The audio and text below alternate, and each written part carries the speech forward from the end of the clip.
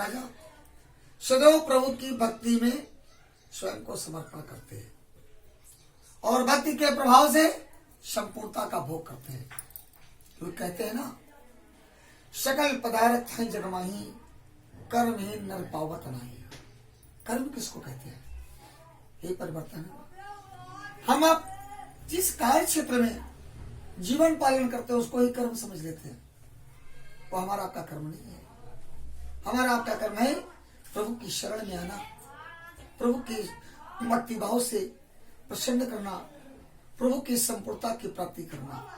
फिर किस कर्म के प्रभाव से जीवन का संचालन होगा, उस कर्म का निर्धारण करना हमारे प्रभु का कर्तव्य है। महाराज तुंगध्वज प्रभु की शरण में सदैव संपूर्ण में भक्ति भाव से निवास करते थे।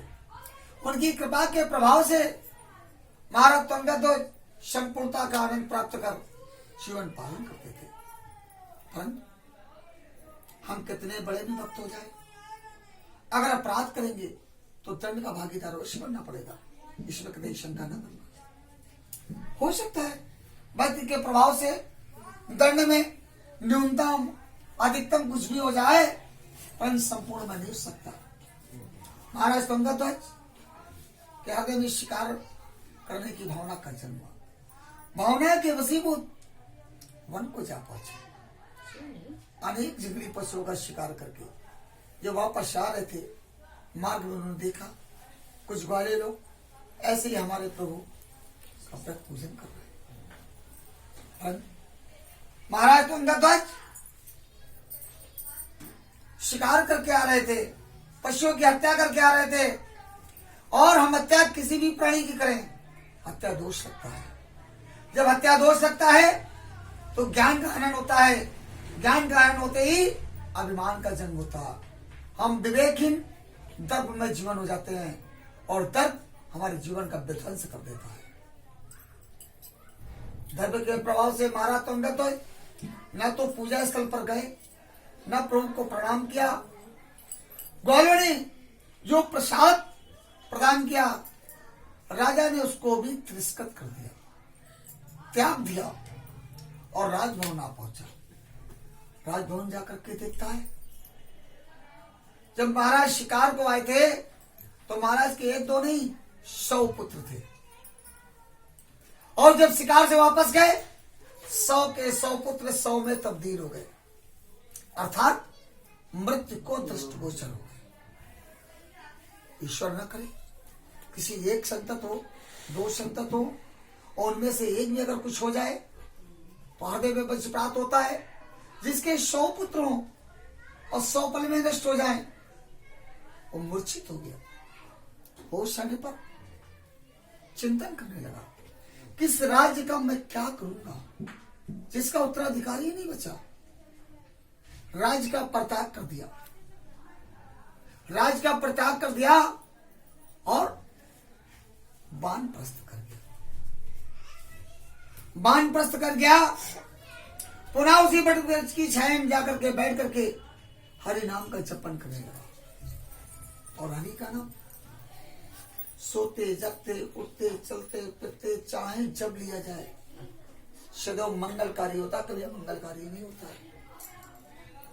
क्योंकि हृदय जब भी उनके नाम का स्मरण करेंगे, आपके ज्ञान का संवर्धन होगा, आपके जीवन का संवर्धन होगा, आपका जीवन कल्याणमय हो जाएगा।